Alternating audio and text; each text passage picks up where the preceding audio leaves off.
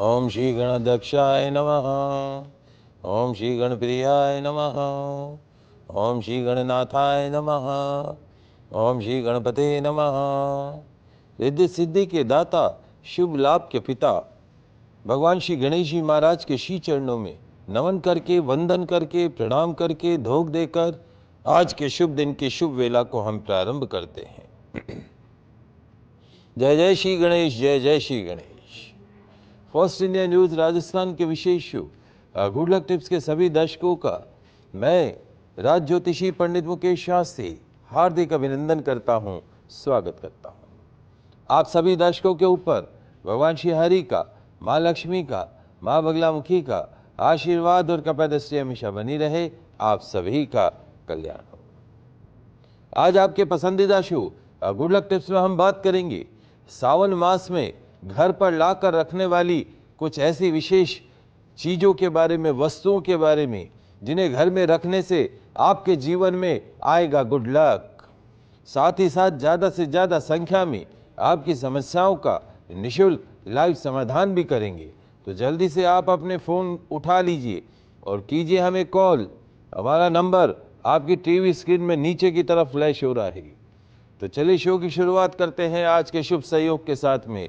ग्रह गोचर से जुड़ी जानकारी हो, व्रत उपवास से जुड़ी जानकारी हो, आपकी समस्याओं का निःशुल्क लाइव समाधान करने की बात हो, आपके इस पसंदीदा शो गुड लक टिप्स में पिछले 10 वर्ष से लगातार किया जा रहा है। चलिए आगे बढ़ते हैं, जानते हैं आज का शुभ सहयोग। दोस्तों, आज बुधवार का दिन है, दिनांक 24 जुलाई सन 2024। आज बुधवार का दिन है, दिनांक 24 जुलाई सन 2024। श्रावण मास के कृष्ण पक्ष की तृतीया तिथि आज प्रातःकाल 7:30 तक रहेगी। उसके पश्चात संपूर्ण दिन और रात्रि चतुर्थी तिथि रहेगी। संकष्ट चतुर्थी व्रत आज के दिन ही किया जाएगा। चौथ का व्रत आज के दिन ही किया जाएगा। चंद्रोदय का समय रात्रि 9:45 पर रहेगा। आज संपूर्ण दिन पंचक विद्यमान रहेंगे। जानते हैं आज का राहुकाल का समय। आज दोपहर 12:33 से दोपहर 2:15 तक राहुकाल का समय रहेगा। इस समय के मध्य में किसी भी तरह के नए कार्य को प्रारंभ नहीं करना चाहिए। जानते हैं आज का दिशाशूल। बुधवार को आपके शहर से उत्तर दिशा में दिशाशूल रहता है। तो यदि आज आप अपने शहर से उत्तर दिशा की तरफ यात्रा प्रारंभ कर रहे हैं तो उस यात्रा को सफल बनाने के लिए घर से निकलते समय थोड़ा सा गुड़, थोड़ा सा धनिया खाकर निकलेगा। आपकी यात्रा निर्विघ्न रूप से संपन्न होगी। जानते हैं आज के शुभ चौगड़िया मुहूर्त। आज सूर्योदय से प्रातःकाल 9:10 तक लाभ अमृत का चौगड़िया मुहूर्त रहेगा। तत्पश्चात पूर्वाह्न 10:52 से दोपहर 12:33 तक शुभ का चौगड़िया मुहूर्त रहेगा। दोपहर 3:56 से सूर्यास्त तक चर लाभ का चौगड़िया मुहूर्त रहेगा। आप सभी दर्शक इन शुभ चौगड़िया मुहूर्त का लाभ उठाइएगा। दोस्तों, सावन मास प्रारंभ हो चुका है। सावन मास में घर की सुख शांति समृद्धि के लिए घर के पूजा स्थान पे भगवान शिव को, भोलेनाथ को प्रिय कुछ चीजों को, कुछ वस्तुओं को लाकर रखने का विधान बताया गया है। तो आइए आज आपके पसंदीदा शो गुड लक टिप्स में हम जानते हैं कि सुख, सौभाग्य और समृद्धि प्रदान करने वाली कौन कौन सी 10 चीजें, 10 सामग्री श्रावण मास में खरीद कर घर पे रखनी चाहिए। इस तरह की महत्वपूर्ण जानकारी सिर्फ और सिर्फ आपके पसंदीदा शो गुड लक टिप्स में ही दी जाती है। तो जल्दी से कागज कलम लेकर बैठ जाइए। सावन मास से जुड़ी कुछ विशेष जानकारी, विशेष बातें लिखते जाइए, समझते जाइए। सबसे पहला त्रिशूल। भगवान शिव को सबसे प्रिय क्या है? उनका त्रिशूल। त्रिशूल भगवान शिव के हाथों में हमेशा रहता है। त्रिशूल को 3 देव और 3 लोक का प्रतीक माना गया है। त्रिदेव का और 3 लोकों का प्रतीक माना गया है। अतः सावन मास में चांदी का त्रिशूल लाने से और अपने पूजा स्थल पर रखकर प्रतिदिन त्रिशूल की पूजन अर्चन करने से भयानक आपदाओं से, तंत्र मंत्र, टोने टोटकों से, अकाल मृत्यु के भय से रक्षा होती है। यही नहीं, अगर आपके घर के नैऋत्य कोण में, नैऋत्य कोण कौन सा हुआ? साउथ वेस्ट कॉर्नर अर्थात दक्षिण पश्चिम कोण में यदि कोई वास्तु दोष है तो नैऋत्य कोण में त्रिशूल लगा दीजिए। भगवान भोलेनाथ का प्रिय शस्त्र, अस्त्र त्रिशूल। अस्त्र और शस्त्र, भगवान का एक ही अस्त्र और शस्त्र है और वह है त्रिशूल। तो यदि आपके घर के नैऋत्य कोण में, साउथ वेस्ट कॉर्नर के अंदर, दक्षिण पश्चिम हिस्से में यदि कोई वास्तु दोष है, यदि वो छोटा है, कटा हुआ है, हल्का है, तो ऐसे वास्तु दोष को दूर करने के लिए नैऋत्य कोण में एक त्रिशूल लगा दीजिए। निश्चित तौर पर त्रिशूल लगाने मात्र से आपके घर के नैऋत्य कोण से संबंधित और दूसरे कोण से भी संबंधित दोष स्वतः ही समाप्त हो जाएंगे। तो भगवान का अस्त्र और शस्त्र त्रिशूल, चांदी का त्रिशूल आप अपने पूजा स्थान पर सावन मास में लाकर रख सकते हैं। प्रतिदिन पूजन अर्चन करने से कोई भी तंत्र मंत्र, टोना टोटका, गरीबी, दरिद्रता, कंगाली आपके घर के अंदर प्रवेश नहीं करेगी। किसी तरह का वास्तु दोष आपके घर के अंदर नहीं रहेगा, मात्र एक त्रिशूल रखने मात्र से। दूसरी जो सबसे पसंद की चीज है, भगवान शिव को प्रिय जो है, वो है क्या? रुद्राक्ष। भगवान शिव को, भगवान भोलेनाथ को रुद्राक्ष बहुत पसंद है, बहुत प्रिय है। जीवन में सुख, सौभाग्य और समृद्धि को प्राप्त करने के लिए, अपने मन की शांति के लिए, मन की पवित्रता को बनाए रखने के लिए असली रुद्राक्ष को सावन मास में घर पर लाकर रखने चाहिए। पूरे सावन मास में रुद्राक्ष का जलाभिषेक करना चाहिए। 1 मुखी, 2 मुखी, 3 मुखी, 4 मुखी, 5 मुखी, 6 मुखी से लेकर 18 मुखी तक रुद्राक्ष जो भी आपके पास उपलब्ध हो, वो रुद्राक्ष आप घर पे लाकर रख सकते हैं। और पूरे सावन मास में रुद्राक्ष का जलाभिषेक कीजिए भगवान शिव के साथ में। सावन मास के पश्चात उस रुद्राक्ष को चांदी के अंदर गड़वा कर गले के अंदर लाल रंग के धागे में धारण कर लीजिए। ऐसा रुद्राक्ष आपके जीवन के लिए अत्यंत शुभ रहेगा, समृद्धि दायक होगा। चांदी के अंदर रुद्राक्ष धारण करा दिए, रुद्राक्ष को धागे में पिरो के भी गले में पहना जाता है। हमारे वो दर्शक जिन्हें बहुत ज्यादा एंजाइटी रहती है, मानसिक अवसाद रहता है, डिप्रेशन रहता है, यदि वो गले में सावन मास में अभिमंत्रित किया गया, पूजा किया हुआ रुद्राक्ष, शिव को अर्पण किया हुआ रुद्राक्ष धारण करते हैं तो मानसिक अवसाद से मुक्ति मिलती है, एंजाइटी से मुक्ति मिलती है, पागलपन के दौरे, मिर्गी के दौरों से मुक्ति मिलती है। गणेश रुद्राक्ष आता है। गणेश रुद्राक्ष को यदि आप अभिमंत्रित करके अपने बच्चों को गले में पहनाएं, अगर आपके पतिदेव व्यापार करते हैं, उनके गले के अंदर उसको डाल दें, तो निश्चित तौर पर बच्चों का लगने लगेगा पढ़ने में मन, कंसंट्रेशन में वृद्धि होती हुई दिखाई देगी, और जो बिजनेसमैन दर्शक है उनको व्यापार में लाभ ही लाभ होता हुआ दिखाई देगा। गणेश रुद्राक्ष को सावन मास में अपने गले में धारण करने अभिमंत्रित करके।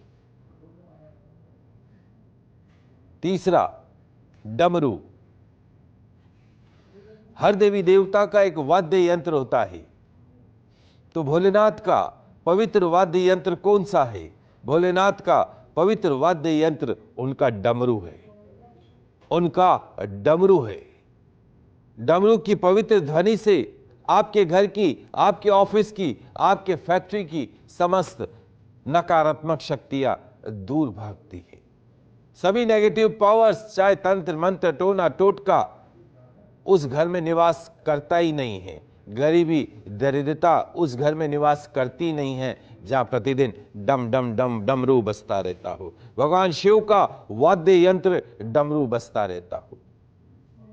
और यही नहीं, अगर आपके घर में कोई असाध्य बीमारी से पीड़ित है, गंभीर बीमारी से पीड़ित है, यदि उसके कमरे में प्रतिदिन डमरू बजाया जाए तो उस डमरू की ध्वनि से उस व्यक्ति की जितनी भी शारीरिक पीड़ा है वो उससे दूर होती हुई दिखाई देगी।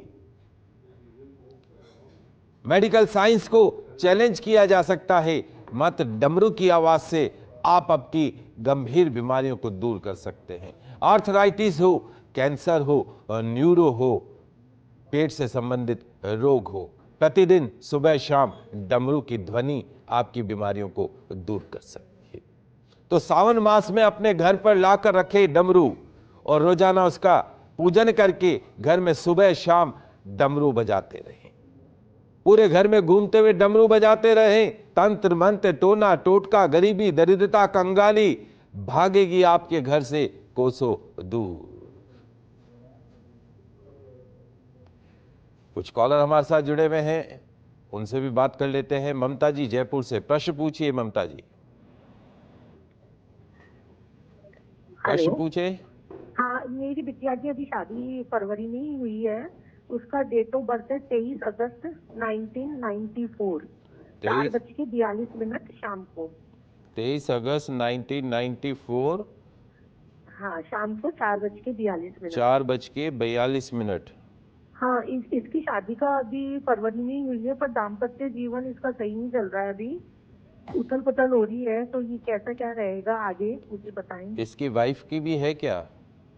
है? इसकी धर्मपत्नी की भी कुंडली है आपके पास? नहीं, ये बिटिया ही है। अच्छा, बिटिया है। बिटिया है मेरी। हाँ। देखिए, जहां तक आपकी बच्ची की जन्म कुंडली का सवाल है, वर्तमान के अंदर इस बच्ची की बुध की महादशा और राहु का अंतर चल रहा है। बुध की महादशा राहु, राहु सर्प के मानंद चलता है।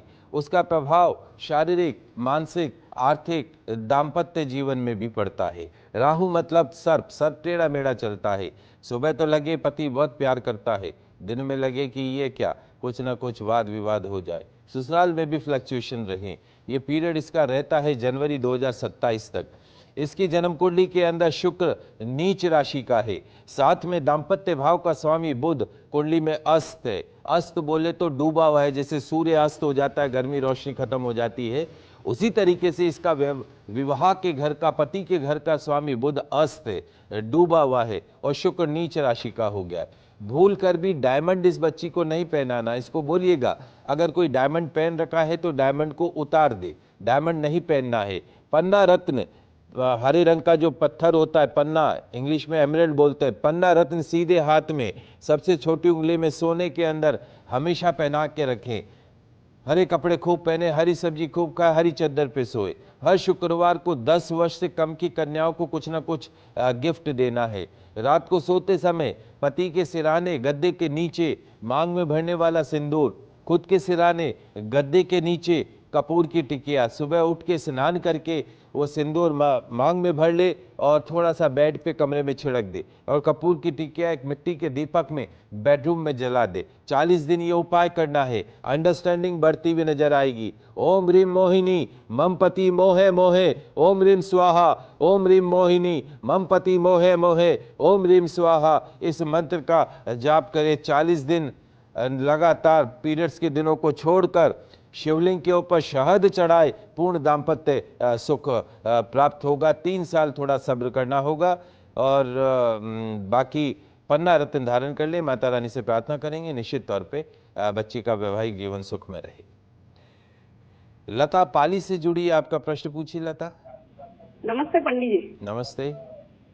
मैं लता की, ये दीक्षित की बहन बोल रही हूँ, बड़ी। और दीक्षित का जन्म 6 2006 में हुआ है, 16 जुलाई 2006 में। और ये पंडित जी नीट की तैयारी कर रहा है। समय बताएं। समय का मतलब सुबह है 9:00 का। देखिए, जहाँ तक बच्चे का एग्जामिनेशन का सवाल है कि नीट की तैयारी कर रहा है, नीट में सिलेक्शन होगा या नहीं होगा, बुध की महादशा इस बच्चे को चल रही है और शुक्र का अंतर अगले साल अगर ये नीट देता है 2025 पे देता है तो बुध की महादशा सूर्य का अंतर, निश्चित तौर पे इसका सिलेक्शन हो सकता है अगले साल मई 2025 से मार्च 2026 के मध्य में। यदि एग्ज़ाम देता है तो इसका सिलेक्शन होने की, मेडिकल में सिलेक्शन होने की पूरी संभावना है। काले नीले रंग के कपड़ों से इसको दूर रखिए। शनिवार के दिन काला नीला नहीं पहनाना है और उसके साथ साथ सूर्यास्त के बाद में भी काला नीला रंग का कपड़ा नहीं पहनाना है। इसके वजन के बराबर गुड़ का दान गौशाला के अंदर करना है। अब इस सावन मास में इसके नाम से भगवान शिव का रुद्राभिषेक का पाठ करवा दीजिएगा, अभिषेक करवा दीजिएगा। और दूसरा, इस बच्चे को बोलिए नियमित रूप से सुबह और शाम 11-11 बार गायत्री मंत्र का जाप करे। टेबल कुर्सी पे बैठ के पढ़ाई करे, बिस्तर में बैठ के पढ़ाई नहीं करनी है। तीसरा काम जो ये है, और इसके नाम से या इसको ले जाके साल भर में कभी भी चले जाएं, उज्जैन जाकर एक बार काल सर्प दोष की विधिवत शांति करा दीजिएगा। बाकी जन्म कुंडली अच्छी है, निश्चित तौर पे इसका सिलेक्शन होता हुआ अगले साल दिखाई दे रहा है। चलिए, आपकी समस्याओं का समाधान तो कर ही रहे हैं और आगे बढ़ते हैं, जानते हैं। हम बात कर रहे हैं सावन मास में रखने, घर में लाकर रखने वाली कुछ चीज़ों के बारे में। तो दो चीज़ों की हमने बात करी, आगे तीसरी चीज़ की बात करते हैं। चांदी के नंदी सावन मास में घर पर लाकर रखे, चांदी से बने हुए नंदी। भगवान नंदी भगवान शिव के गण भी है और उनके वाहन भी है। नंदी अर्थात बैल के रूप में भगवान शिव जी का वाहन है और प्रमुख गणों के अंदर नंदी देव का नाम लिया जाता है। सावन मास में चांदी की नंदी की प्रतिमा खरीदिए और अपने घर में पूजा स्थान पर रखिए। साफ बर्तन में कच्चा दूध डालकर 1-2 घंटे के लिए उसी बर्तन में रखिए। उससे चांदी की प्रतिमा जो बनी हुई है नंदी के, सारे दोषों की शांति हो जाएगी। फिर कच्चे दूध से निकालकर साफ पानी से उसका अभिषेक करें। ओम नमः शिवाय, ओम नमः शिवाय, ओम नमः शिवाय मंत्र का जाप करते रहें। कुमकुम अबीर आदि से नंदी का पूजन करें। पूरे सावन मास में भगवान का जब आप अभिषेक करें तो नंदीदेव का भी अभिषेक करें। उसके पश्चात में तिजोरी या अलमारी में सावन मास के पश्चात एक लाल या सफेद कपड़ा बिछाकर वहां पर तिजोरी में स्थापित कर दें। प्रतिमा को तिजोरी के ऐसे कोने में रखें जहां से उसे बार बार उठाने या हटाने की जरूरत ना पड़े। कहते हैं कि भगवान शिव को अगर कुछ कहलवाना हो, मनोकामना भगवान शिव को बतानी हो तो डायरेक्ट भगवान शिव नहीं सुनते हैं। उनके प्रमुख गण हैं नंदी। नंदी के पास चले जाइए, नंदी के कानों में अपनी मनोकामना बोल दीजिए और नंदी देव जैसे ही महादेव को आपकी मनोकामना बताएंगे, निश्चित तौर पे महादेव पूर्ण करेंगे।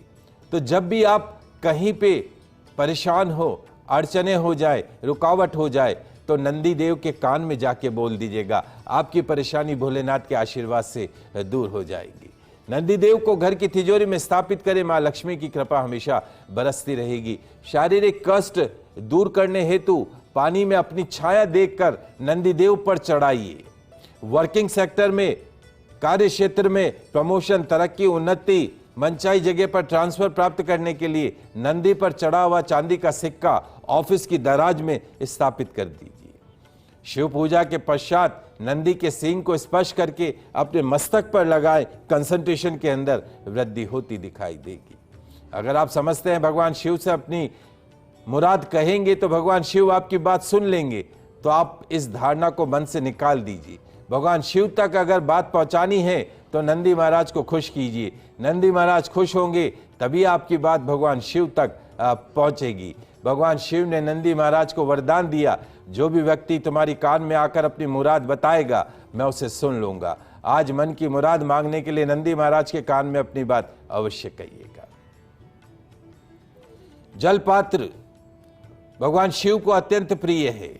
जल का पात्र सावन मास में गंगा जल लाकर घर में रखिए, उसका पूजन करिए। लेकिन अगर ये संभव नहीं है तो चांदी, तांबे या पीतल का पात्र लाकर शुद्ध, स्वच्छ, निर्मल जल भरे, प्रतिदिन शिव को जल अर्पण करके पुनः भर कर रख दे। धन के आगमन के लिए सबसे अधिक प्रभावी माना जाता है। सर्प भगवान शिव के गले में सर्पराज हर घड़ी रहते हैं। अतः सावन मास में चांदी के नाग नागिन के जोड़े को घर में लाकर रखें, प्रतिदिन उसका पूजन अर्चन करें, अभिषेक करें।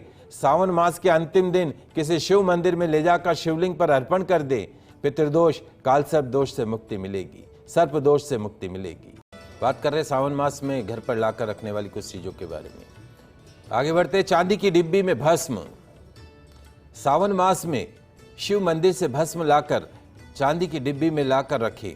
सावन मास में प्रतिदिन पूजन अर्चन में शामिल करें, फिर सावन मास के पश्चात तिजोरी में रख दें। फाइनेंशियल बेनिफिट्स होंगे। चांदी का कड़ा, भगवान शिव अपने पैरों में चांदी का कड़ा धारण करते हैं। सावन मास में घर पर लाकर पूजा में अभिषेक करने से और सावन मास में कले को धारण करने से, चांदी का कड़ा धारण करने से तीर्थ यात्रा के योग बनते हैं, विदेश यात्रा के योग बनते हैं, डिप्रेशन से मुक्ति मिलती है, मानसिक अवसाद से मुक्ति मिलती है। चांदी का चंद्रमा या मोती, भगवान शिव के मस्तक पर चंद्रमा विराजित है। भगवान शिव के मस्तक पर चंद्रदेव विराजित है। सावन मास में चांदी के 11 चंद्रमा लाकर अपने पूजन स्थान पर रखें। हर सोमवार को एक एक चंद्रमा शिवलिंग पर अर्पण करें। मन की शांति मिलेगी, डिप्रेशन से, क्रोध से मुक्ति मिलेगी। चंद्र और मोती का साथ में पेंडेंट बनाकर गले में धारण कर सकते हैं, मानसिक अवसाद से मुक्ति मिलेगी। चांदी का बिलपत्र अपने घर पर लाकर रखें। हम पूरे सावन मास में भगवान शिव को बिलपत्र अर्पण करते हैं, लेकिन आजकल शुद्ध अखंडित बिलपत्र मिलना संभव नहीं होता है बड़े बड़े शहरों में। तो आप चांदी का महीन बिलपत्र बनाकर घर में लेकर आइए। प्रतिदिन शिव जी को वो चांदी का बिलपत्र अर्पण करें। करोड़ों पापों का नाश होता है, घर में शुभ कार्यों का सहयोग बन सकता है। तो छोटी छोटी सी चीजें हैं। अब आइए जल्दी से जान लेते हैं सावन मास में किए जाने वाला महाचमत्कारिक उपाय। दोस्तों, क्या आपकी संतान आपका कहना नहीं मानती है? संतान कुसंगति के चलते पूरी तरीके से बिगड़ चुकी है। छोटी सी उम्र में सिगरेट, बियर, गुटखा का सेवन करने लग गई है। अत्यधिक क्रोध के कारण आपका जीवन नारकीय होता जा रहा है। हरकतों की वजह से आपका जीवन हराम हो गया है। गंभीर लाइलाज बीमारी से ग्रसित है? यदि हाँ तो टेंशन मत ले। एक सरल सा उपाय आपके इन सभी समस्याओं का समाधान कर सकता है। क्या करना है लिख लीजिए, समझ लीजिए। एक सफेद कपड़े में 11 बादाम, 1 मुट्ठी सौंफ, 11 काली मिर्ची के दाने, 1 मुट्ठी खसखस के दाने, 5 इलायची, थोड़ी सी केसर उस सफेद कपड़े में बांधकर उसकी पोटली बना लीजिए। वो पोटली लेकर पास में ही कोई सिद्ध शिवालय हो वहां पर चले जाइएगा। वहां स्थापित पवित्र शिवलिंग की विधिवत पूजन अर्चन कीजिएगा, अभिषेक कीजिएगा, श्रृंगार कीजिएगा, भोग अर्पण कीजिएगा। एक शुद्ध देशी घी का दीपक प्रज्वलित कीजिएगा। अपने सीधे हाथ की हथेली में अपनी संतान की फोटो रख दीजिएगा और उस फोटो पर वो पोटली रख दीजिएगा। 15 मिनट तक एक दिव्य मंत्र का जाप कीजिएगा। ओम दुर्गुण विमोचनाय नमः, ओम दुर्गुण विमोचनाय नमः, ओम दुर्गुण विमोचनाय नमः। जाप के पश्चात आरती पुष्पांजलि कीजिएगा। घर आकर पोटली में रखे सारे सामान को ठंडाई बनाने में आने वाली सामग्रियों को काम में लेते हुए 2 गिलास ठंडाई बनाइएगा। 1 गिलास ठंडाई में 5 तुलसी के पत्ते डालकर पूजा स्थान पर भोग लगाइएगा। दूसरी गिलास ठंडाई उसी शिव मंदिर में जाकर शिवलिंग का ठंडाई से अभिषेक कर दीजिएगा। एक शुद्ध देशी घी का दीपक पुनः जला दीजिएगा। अपने बिगड़े हुए पुत्र को कुमार से सुमार्ग पर लाने की प्रार्थना करके घर आ जाइएगा। भोग में रखी हुई ठंडाई का सेवन अपनी संतान को करा दीजिएगा। सावन मास में ठंडाई का चमत्कारिक टोटका आपकी बिगड़ी हुई संतान को सुमार्ग पर चलाएगा। गुस्सेल बच्चों के गुस्से को दूर करेगा, गंभीर बीमारियों से मुक्ति दिलाएगा। तो आज के लाइव एपिसोड में बस इतना ही। कल नई जानकारी के साथ फिर मिलेंगे। तब तक के लिए मुझे दीजिए इजाजत। खुश रहिए, अपना ख्याल रखिए। जय श्री कृष्णा, जय माता की, जय श्री हरि, देखते रहिए आपका पसंदीदा news channel first India news channel Rajasthan.